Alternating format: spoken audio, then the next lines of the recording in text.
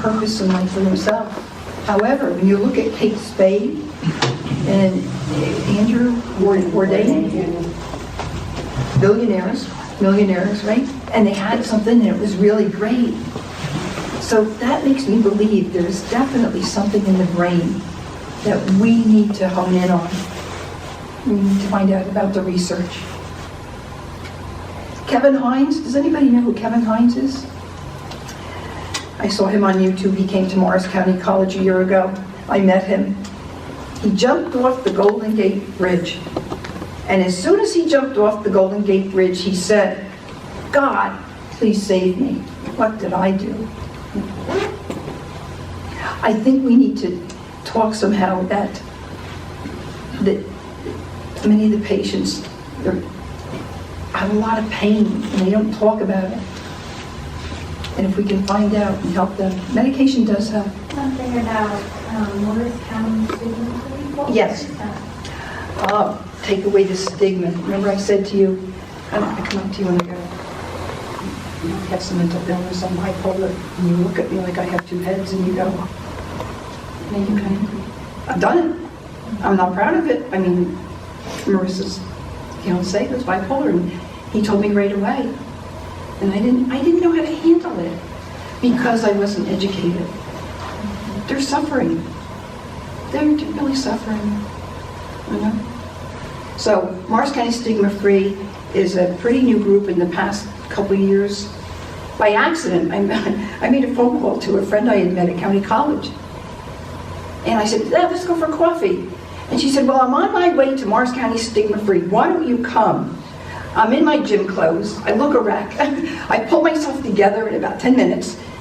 And I bring some pictures of Marisa and her artwork. And I'm with all these people that are trying to help fight the stigma of mental health. Okay, we're trying to help. So any town can sign up. And I believe in Morris County we have 39 in total. I think we're pretty close to that. Maybe we have 36, 37 towns that are stigma free. So now, what are they going to do with that? Okay, they're going to promote it, going to put out signs. There's a green oval over there. That's a thing you can put in the back of, of your car by your, back seat of your car by the window. You can do that. So we're trying. We're really trying. St. Clair's Behavioral Health is really trying. But perhaps they have overload of patients. College, CCM had a table at Marisa's art exhibit. Yes. And they had a table where they were giving out information on depression and suicide. And it was, I don't know if it's a club, if it's a... No, it's their counseling services. I went to them and I said, "Would you be interested in if I come and talk to Morris County College or do some artwork?" And they were thrilled. In fact, they had me on a panel speaking. They have an array of wonderful information. They are so proactive. They were the ones that brought Kevin Hines out from San Francisco. So, and they brought someone out this year. I think he was a hip hop dancer guy. I didn't see the show, but and this lady over here does wonderful things. Okay, you want to tell them what you do? Sure, thank you. My name is Vicki Mulligan. I have an organization called Life Center Stage. And I've been involved with the Stigma Free Initiative in Morris County for a little while. We bring the arts to raise awareness. I think that because when you face something head on, like this topic of mental health, people don't really, if you have a big banner, mental health, people aren't necessarily going, in your community, can you see everybody wanting to go to that table and be recognized for looking into mental health? No. So a lot of the work that we do is we bring together songwriters and artists to be able to express what they're feeling behind the crisis we're in around mental health and even dual addiction and of course addiction, opioid crisis, but for everyone involved. So twofold, bringing awareness but also having a way and a means to be able to express and deal with how we're feeling. One of the main things that we're doing with the Coalition for a Safe and Healthy Morris is we just launched a campaign called Stop the Pain, hashtag Stop the Pain. We're on Instagram, Twitter, but we're also, it's stopthepain.nj.org. And the initiative's a little bit different. There's lots of people sharing stories. But in my view, my perception is where we go wrong is we can only do so much. Like Dee, your courage to get up here, share, your willingness to share her artwork. Again, you see this artwork, it's inspiring, it invokes conversation, and then being able to say when you have such brilliance, why? And then you've got to look into why, what's behind that. And then we learn. It's what we have to learn. We're educated, and people get to share different stories. We'll Stop the Pain. Not only are we looking to develop resources, but through personal story, we're looking to find out the different ways and things that help and support. Like we just had a recovery concert called Journey Through Song at CARES, and if you don't know about it, it's a recovery resource center in Rockaway Borough. Right off Main Street, a great resource center. But we just put on a concert, and one woman lost her son, and so she was talking a little bit about what supported her, and she said, the things that people do to try to protect you when you lost someone are one of the things that people do is they don't want to name his name. They don't want to speak his name. She said, please don't do that. Please speak his name. And she said his birthday was coming up this Friday. So I stood up and I said, let's sing happy birthday. So we all sang happy birthday. The acknowledgement of one another is essential. And however we can do that, realizing that when we begin and end, that we can only go so far, and drop that baton, we need to not just leave it there because we're overwhelmed. We need to pay attention in the room and hand it to the next person, because the brilliance of whoever's sitting next to us that we forgot to ask, who are you? What brought you here? We forget that, but when we do that, there's always a nugget of a solution. In nature it shows, wherever there's a poison, right next to it is a remedy. Always. So we can trust in that. But we have to lift our head. So that's part of the initiative for Stop the Pain. Thank you for letting me speak a little bit. Oh, absolutely. A light in this world. I just believe you have a lot to share. I know you're doing so many good things. How many years have you had your group in Rockaway? So we have Life Center Stage that was actually birthed out of another organization called Rest, Stop, Rejuvenate, which is a location right off in the center of town of Rockaway, and it's kind of a community center, kind of unique. It's almost the old salon style business, but we do a lot of different art How many programs. years? Oh, sorry, 10 and a half years. Okay. I was so impressed when I heard what you were doing. Love music, love poetry, and the arts. It's such a great way to express Thank you. mental health. Oh, thank you. I'm so glad that you could share this. Who else would like to share something? Before she graduated from high school, you think you can get rid of this medicine? Why would I say that? Because I was uneducated, because I didn't understand. That's why I'm here today. And she was okay for a while. And then she took herself off the medicine. She felt it was okay. Well, you just can't do that. She had the chills and the shakes, and she had this withdrawal. Doctor didn't tell me. And I think she was 17, 18. I mean, I should have known about this. Maybe I should have read more. Why didn't I take it more seriously? Because I entrusted. I wasn't a professional. I didn't know. So then she seemed to be okay. We took her to, she filled out her own college entrance exams and did many things, and she was on her way. She picked the college that she wanted to pick. And that night she said, you think you can take me home? And I felt terrible. And I said, well, can you maybe tough it out a little bit? Because she wasn't telling me how she felt. I didn't know those open-ended questions to ask her. And she came home, and she went to county college, and she did very well. And she was painting up a storm, And she went to Montclair and graduated with honors, and there were just some up and downs. She just had boyfriends, she had good times. But, so the time that I knew was 2:13, I got a call from her doctor saying Marissa's thinking about hurting herself. I didn't go to work that day. I picked her up and I took her to a psychiatrist and I got her medicine. And like I said to you, Marisa, do you want to talk about it? We just watched movies and I hugged her. And she went back to Pennsylvania, but she came home and then she didn't work for months. She was very depressed. And then she worked for a year and she seemed to be okay. We need to find those open-ended questions because they do feel embarrassed and they do feel ashamed. I believe they don't understand it. They don't understand it. I hope that helps in some way. Yeah, I just mean, how would parents know? How would friends You know know? what? How do friends know? Suicide is serious. The counselor in my bereavement group, his father died. I didn't think it was that serious. And he's a counselor. All right? Because most times people don't take their life. Okay. Yeah, Faye. Oh, and Faye. My good friend Faye.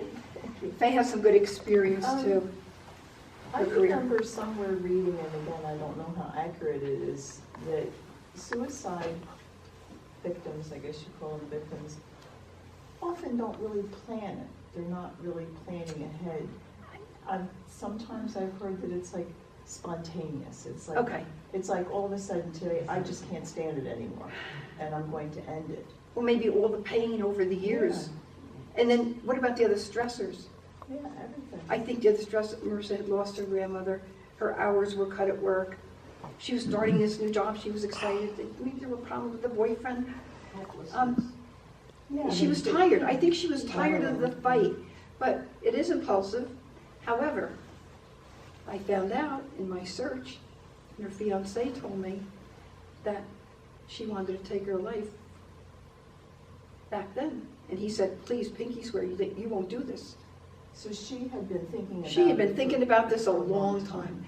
Now there is, maybe you can help me with this, suicide ideation. So you can have the thoughts, so over years, then you finally decide one day to... And I have some experiences as a counselor and being in counseling, and that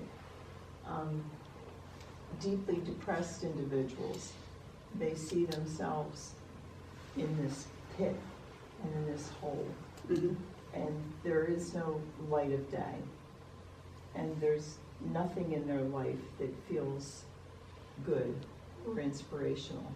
And that survival mode of just getting up and sleeping and eating and then when they see that that's all their life is just this biological existence. Because we haven't found the right medicine. I mean, our DNA is different, so something that may help you may not help me. Right.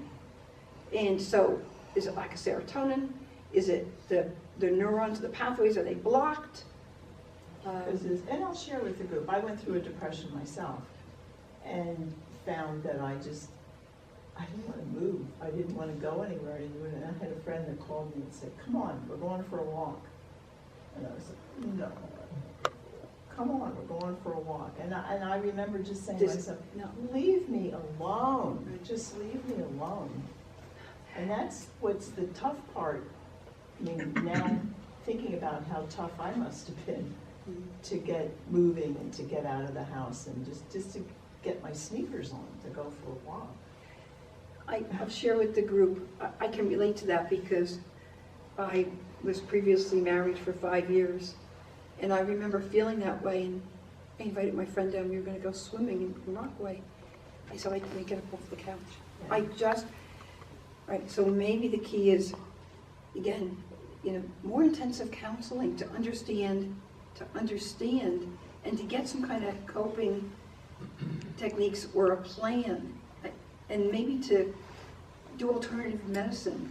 I think there's got to be a real plan Lifestyle changes. Lifestyle changes. Lifestyle Vitamin changes. D3, I just heard, helped one of the the weatherman, no, doctor, he's one of the doctors on Channel 12 News. Vitamin D3, he had that SAD, Yeah. the light disorder. And he said, I need the light. And so there's something in our bodies. Physical activity. Physical, Yeah. all these things. I have to think when I went to Zumba, many times I had to turn around because I couldn't stop crying. But eventually I started smiling and I heard the music. I made myself go. Yes. I made myself go. So it helps. It's just something to Right. get the person out of this hole. But then you know what? Maybe it's okay. In one of the books from Johan Hari, Lost Connections, he talks about maybe we don't grieve enough.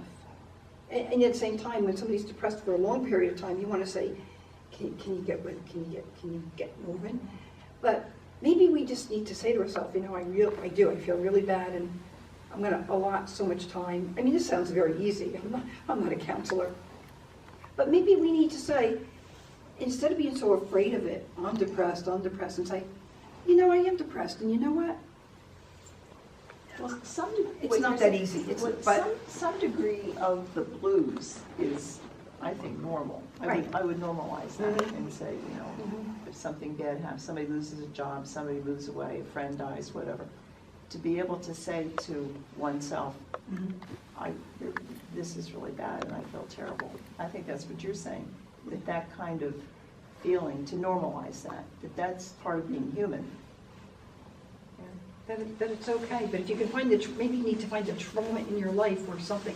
Then I read something where it said, well, the brain, something's triggered and the brain just goes awry, and it's... And I think we all have chemical imbalances, and they go one way or the other. Mhm. Maybe That's that's what where I'm the saying. bipolar comes in. You're like a thermometer.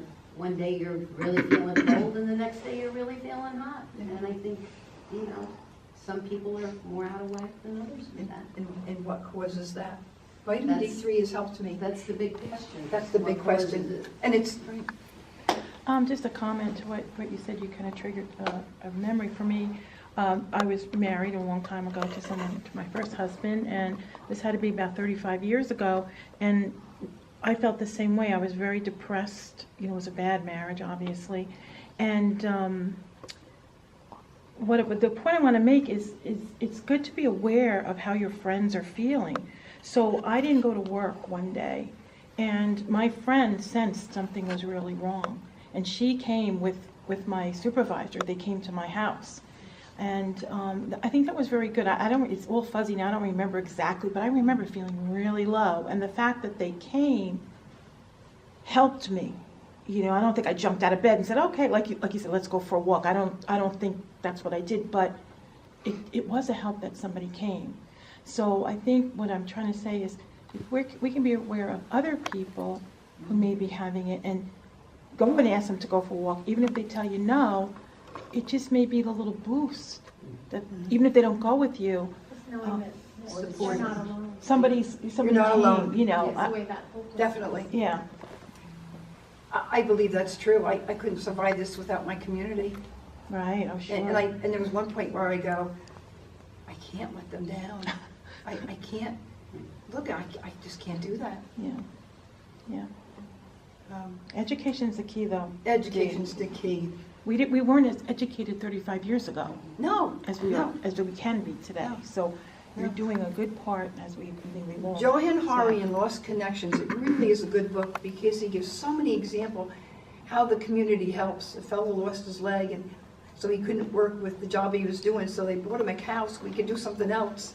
And the community pulled together. And it is really important. And who's the other one? Instinct to Heal. Dr. Schreiber says the same thing. You need a faith, you need a community. I think when we talk about community in this society that we're in, community can be that sense of just doing something together. However, sometimes it's lost, right? Because you can go, you sit in a place to eat, and you're surrounded by TV, and you're all like overstimulated, and not really having the conversation you could have. The socialization alone isn't the answer. Having the conversation you are having today here, and you being open and the courage it takes to be authentic and sharing, the things, when we fight stigma, what you just did here, to say the things that you normally wouldn't say, that's how we fight stigma. I mean, I'm embarrassed to say what I said to my daughter. Can you get can you get off that medicine? And that's 'Cause the I was afraid. education. I was afraid. But she did nothing wrong. No, we understand, we understand. That's why we would say the same. And when you acknowledge that, you give other people I have to. permission. But you give other people permission. And that's where true compassion comes in. And then the people who don't have it, sometimes we need to reveal the fears in the room. We so want to like make sure, oh no, we protect each other or not say anything one way or the other. But we need to lift up everybody's true opinion. If you don't believe that, and they're like, oh yeah, but you should have done this or you should have done that. Instead of pushing against it, we need to welcome that conversation, because that's where stigma really lives. And so when we can open that kind of conversation and also be surrounded by community that understands, I think we're really fighting that. So I again, applaud everybody who's sharing that. When you said that 30% of the population is on antidepressants. A counselor told me that. I mean, that's just like, whoa. The counselor told me That's that. a And the third of 30% don't take their meds because of the side effects. It's a third of the population, that's a lot of people. But is medication given out too freely?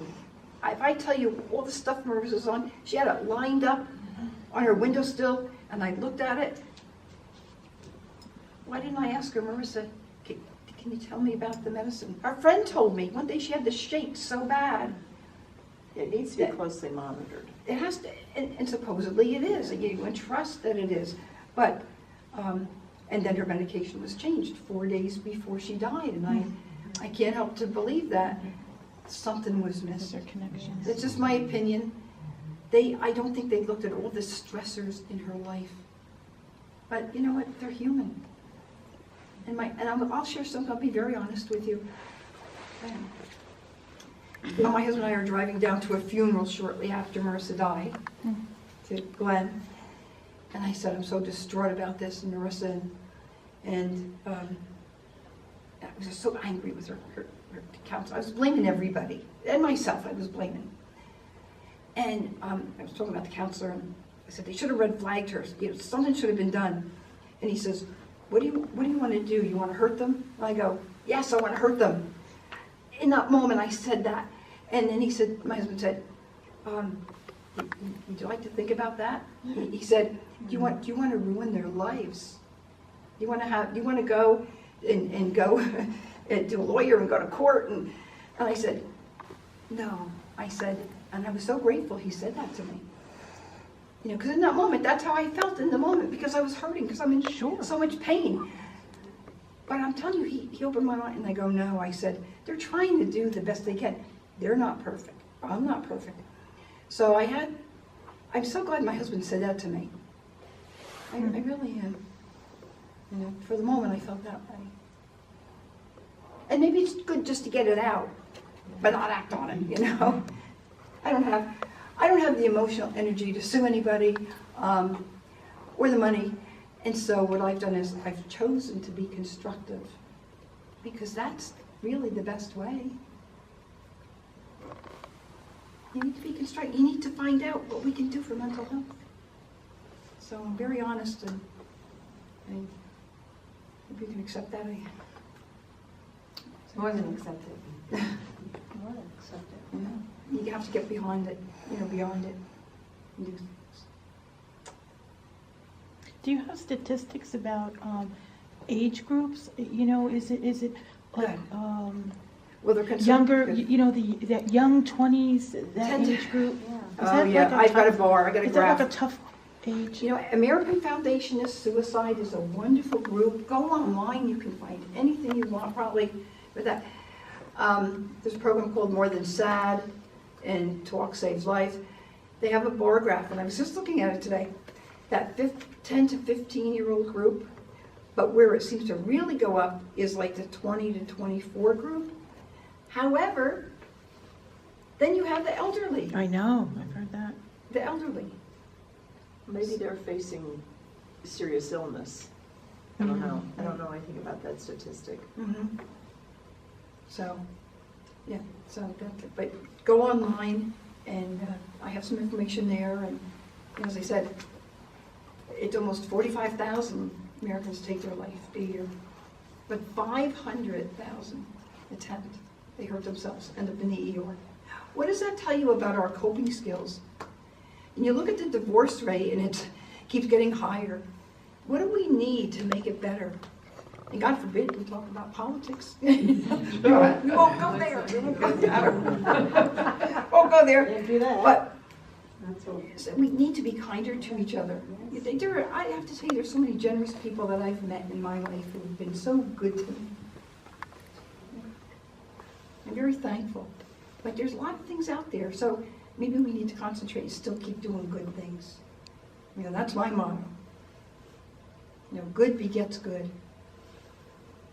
You know, so how do we cope? How do we deal with feelings? What about our thinking?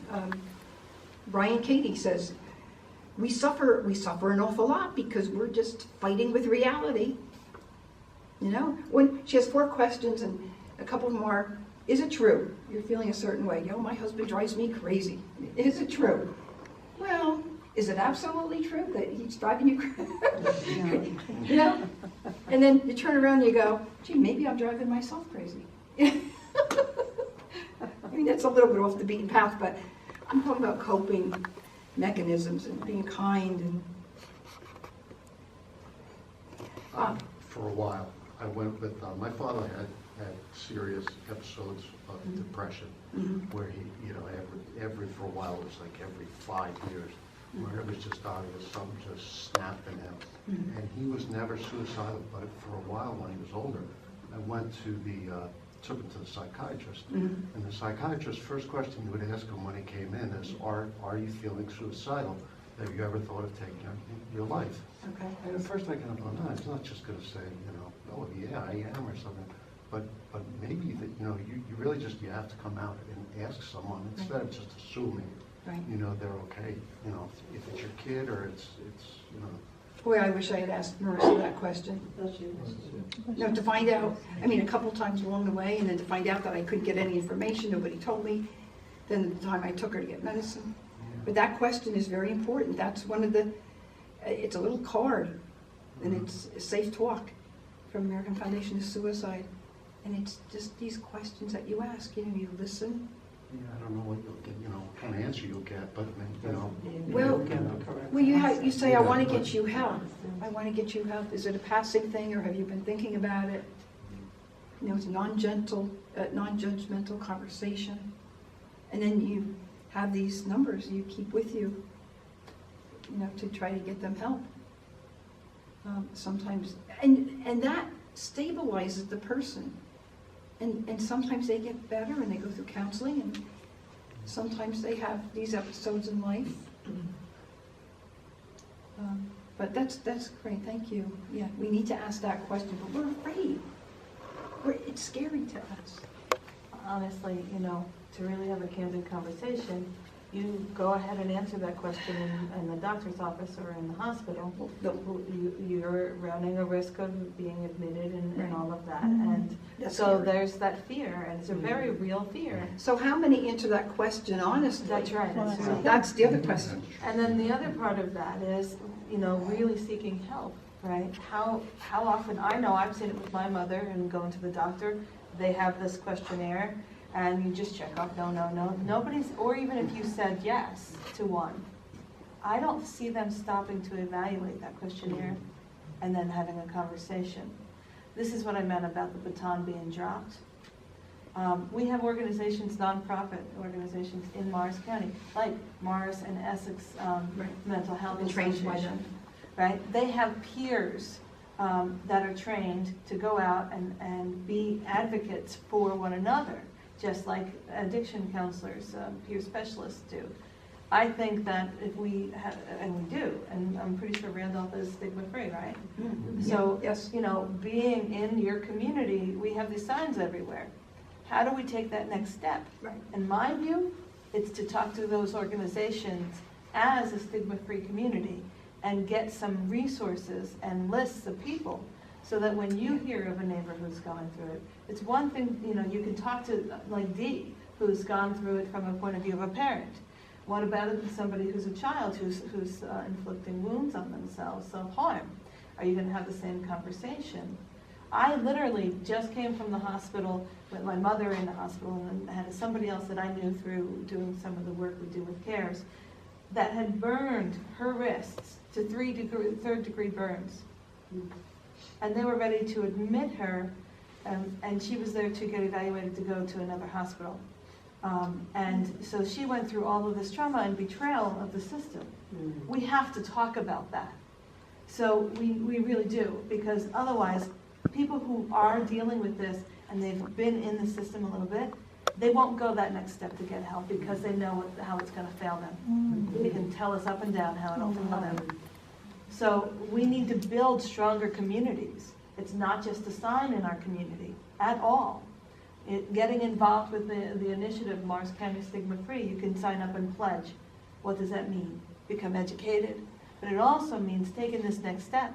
I sat that whole evening at the hospital, and they treated her in a very stigmatizing way. Really? Immediately called in the security because she wanted to go AMA, against medical advice. Instead of having a conversation, and then I stayed as an advocate for quite a while. And she was told to go there so that she could be admitted to a different hospital inpatient. And they had a bed for her. So this set up a dynamic where she didn't go. So the very place you're going to get help, it kind of backfires. We need to have those conversations, just like you've talked about, you know, with the HIPAA laws and being able to confront this. That level of advocacy has to happen because it's where the baton's dropping. I see a lot of youth talk about self-harm and wanting to hurt themselves and being in and out. We have a society, in my view, right now, where kids are going into college and they don't have the coping skills. Thank you. They really, really, really don't know how to handle life. You know what I'm wondering about? And then when they get out in the real world, they go, wow, this is really hard. And they have so much stress, they go, didn't know it was going to be this hard. But technology has done that. You go into a store and you see all these things and you make choices and you can get in your car and you can go. You know, my sister and I went to the movies once a month, once a week. My father had one car. I'm glad I grew up then. It was fun. You know? So, yeah, thank you. Thank you. There's a book that goes by, it's reminded me of it. Tell me. It's called The Price of Privilege. Oh, tell me about it. Yeah, it just talks about, you know, kind of like the disservice that we're doing to children, that, you know, when they give them everything and they don't have the coping skills to handle. I mean, there was a time going to when college without. I said to my daughter, can you show me a little gratefulness? And she was rebelling a little bit. She was the perfect child, but she was rebelling a little bit. And I got really upset with that, you know, this college and clothes. And we did not give our kids everything. They had to work for things. They had jobs. And so, you know, you just wonder about that. We may always wonder. Yeah. What alternative healing modalities have you used besides movement and dance? And what has supported everyone in the room? What are some of the solutions we're all using to deal with our emotions? Okay. What do we use? I hear people talk, I'm going to go get a massage. I'm going to do Tai Chi. Mention meditation. Meditation. Knitting. Yoga. Knitting. Walking, Beading. swimming, Walking. Journaling. Music. I wrote a song about Marisa. And at your place when you had it at the library and you had that night open mic. Yeah, it's healing, it's honoring. What else can we do? There's something called let me try to remember. Biofeedback? Biofeedback? No, it's I'll think about it. I'll get the name, but it's music that you play, atmospheric music you play in the background, and it helps change your the brain waves. waves. Oh, okay. That can be very supportive to HemiSync technology, it's called, and bio something, I can't remember the second part of it. But if you look it up, you can find it for ADHD, concentration, certain frequencies. And then honestly, there's a ton of that on. I trust HemiSync technology, and there's tons of like hour-long YouTube videos that you can just play in the background. Yeah. That's very supportive too. Sometimes people like soothing music, like waves and rain and when they're sleeping. I have to tell you, the Zumba, I don't know if I'm going back to primitive days in another life or something, but there's something about the drums or something about the music that I feel alive. You gotta try drumming with me then. Yeah, I feel alive. Excuse me, Phil, you had a question. Yeah, And I won't be- Marissa's a very talented artist. Thank you. And I went to her exhibit, I really appreciate that. Thank you. When I look at these two pictures in particular, I don't know if you've made any comments. Mhm. You think maybe she's crying out from the pictures? I do. I have mean, to. I see I'm gonna- tears on the right and I see broken hearts on the left. Well, there's two things. In my research, in my journey, trying to answer questions, I didn't, she drew a beautiful couple roses. I saw one. A sunflower I have in my bathroom. A tropical scene I have in my kitchen. One of me from here up in green. It's outstanding. Those are all happy. But when we went to this art exhibit in 2009 at Town Hall, and I saw these pictures, I'm going to tell you, I freaked out a little bit. I was uncomfortable. Why was I uncomfortable? Because you had a face. I had a feeling, and here's the stigma, and here's the stigma again. I was embarrassed. I had said to her, you think you can draw some flowers? You know, you think, I don't want to draw those stupid flowers, you know? However, I do want to interject. Did she do them as an assignment, or was this just her natural creativity? She never talked to me about her art. You know what? There would be times I'd go in the room and I go, Marissa, not now, not now. There are times I wanted to talk to her. There are times when, Marissa, not now. And before she died, I said to her, Marissa, I want to make time. I want to be with you. And that was in December of 2016. She had these artists. Frida Kahlo was one. Frida Kahlo was Mexican, I think, and she was a talented artist. She was injured, and so she was in bed for a long time, so she decided to paint. I think her husband was a painter, but I think he was a philanderer, and I think he cheated on her. So she was in between this being American, being Mexican, and she had thorns around her neck and a little bit of blood. And so I believe Marissa wrote a paper about her for high school, and I've got her paperwork. It's fascinating, the things that she's written about artists. And so she talked about it, and I think those artists influenced her to get out her pain. So yeah, I think she was influenced by the artist, and it was a vehicle for her to let out her stress and her anxiety. I think she was crying for help. I didn't know how to deal with it. I wish somebody had come to me that night and said, you know, do you think Marissa needs a little help? However, I had already had her on medication, and I thought that's the way artists are. They're dramatic, they do wild things. Yes. We need to look deeper, ask those questions. Yeah, I think she was crying. She had a couple boyfriends in the pictures, and it was like, loves me not. And so you can see like the breakup. So she was expressing that. There was love, like, it goes, what if love is possible? Right? And it was from that picture. And that's not the original picture. She cropped this out and just did that one. So that's a part of another painting. So I think it's both, yeah. You know? I was embarrassed. So the exhibit at Town Hall was before she... 2009, well, she was in high school when I had her on medication, and I had her see a psychiatrist. It was 2003, 4, right? And then she went to college, and she went to county college in Montclair, and she was busy. She was modeling and she was painting and she was in a red car, driving her car and having a good time. And so, so she was happy to be a model. She loved that. And her artists loved her. So she left me a real legacy. I thought I was going to leave her the legacy.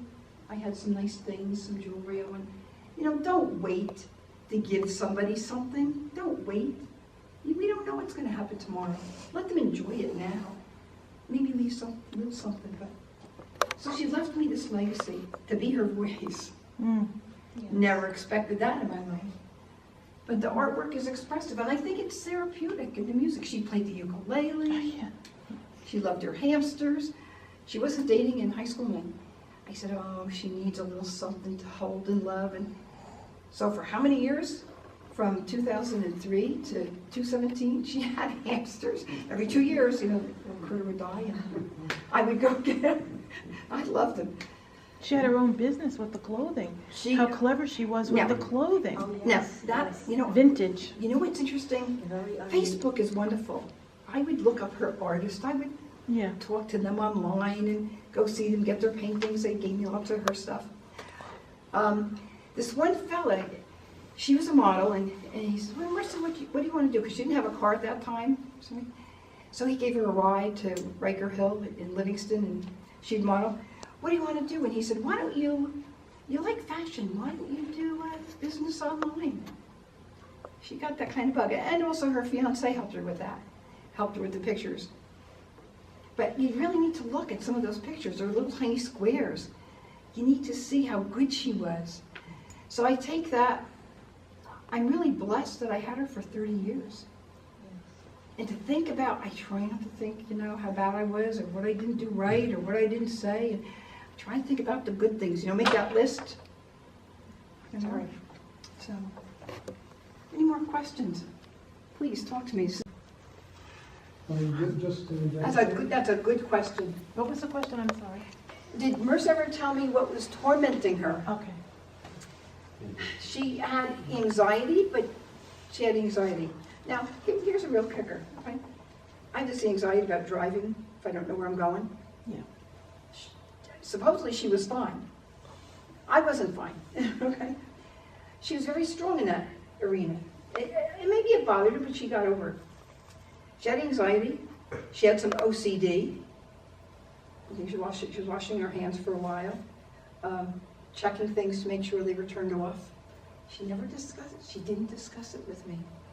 So I have her medical records, and I have gone back to some things.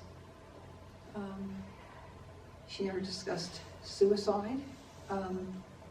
She was depressed. She slept. I saw that she slept, and she had trouble sleeping.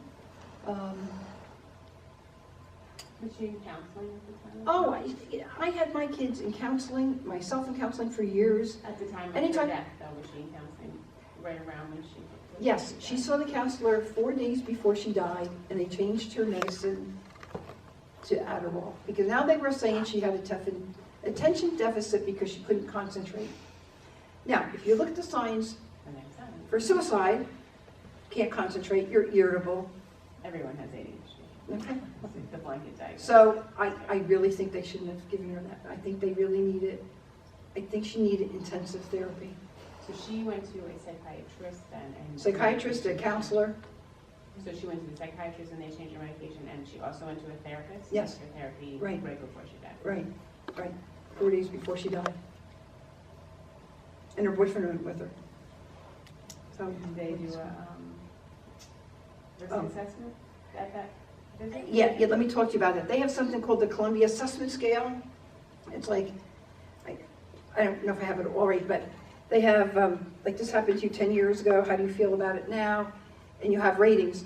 There was an inconsistency in something where it said, do you feel suicidal? She said yes. And then before she died, she circled no. But if you looked at her numbers, they were higher than the other score. I have a problem with that. I have a problem that somebody didn't check it.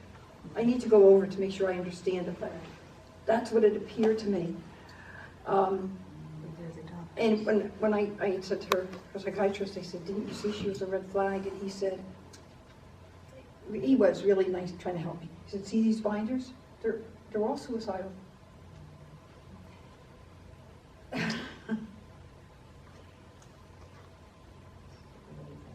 What does that mean?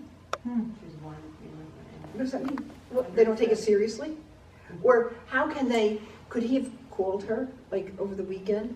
Could he have started to look at his record and say, gee, you had all these things going on? Or how's the medicine? No, they make you sign something, and you say, I understand that this can do this. Okay, and she signs it. And she doesn't call them, they don't know. These are things we don't know. This is why you need to be an advocate, if your person will let you. Because some medications, they come out warning that says that it can increase your risk of suicide, right? There are some people that, you know, certain things are fine and certain things make them suicidal, so. Yeah. Marlene. Was she on that skin medicine, they say, some kind of prescription that I don't know about dermatologists? Accutane? Accutane. What Did is she ever it? take Accutane? No, you know, it's funny because she was having some breakouts, but I don't think so. No, this is like for severe acne. No, severe. That's just coming out now. No, but she was on Yeah, it's been Ambien for a for, good couple of years. It's supposed to be very low risk, but it's definitely, Is it? they say that that's a warning on the drug now. okay. So I was just Good to wondering know. if she was on that drug. It No, didn't sound like she I had don't think skin so. problems. She was on birth control, and now I hear some nurses believe that the birth control is much stronger today and it can have some effects. Combined with everything else, it could have been just one Well, big bad cocktail. Yeah. That didn't agree with her. That's why I'm that saying. nobody could find out. Right. I mean, maybe she needed something, but I think after a period of time, you have to be reevaluated. And this is where, if you have a good psychiatrist, I don't know. I'm searching for answers. But signs. It's just pretty sad when somebody tells you that you know, she was thinking of harming herself a long time ago and I didn't know it. You know, or that nobody called me in 2015. Because she was over 18? Yeah, she was 30, right. In fact, because I saw the slip, you know, she took me to her counseling sessions. They knew we had a good relationship. I don't know why somebody couldn't have called me. And then she had me to be her, you know, like it was okay. I could see her records. And then there was the next, she changed her mind, and it was signed by her counselor. And I saw that, and I asked the counselor, I said, can you tell me what this is about? Did you ever think that maybe you should have told Marisa she needed an advocate? I mean, there was no, we got along well. She needed an advocate. So she said, I said, well, was she, because I had this open heart surgery, I thought maybe she didn't want to worry me. Oh, yeah. And so maybe she took me off. But when I saw that, I know, I could drive myself crazy. Yes. I could, right, and we don't want to do that. But we do want to try to get some concrete answers. We want to make it, you know, we want to be constructive. We want to make it better. But I will be approaching some people. I will be writing some letters about my concerns. I think it's really important. I don't know if it's going to go on deaf ears. I hope not, but. Well, that's where community comes in, and you're speaking about it here. Right. If you write a letter, and other people in this room write a letter, and we talk about it. In fact, you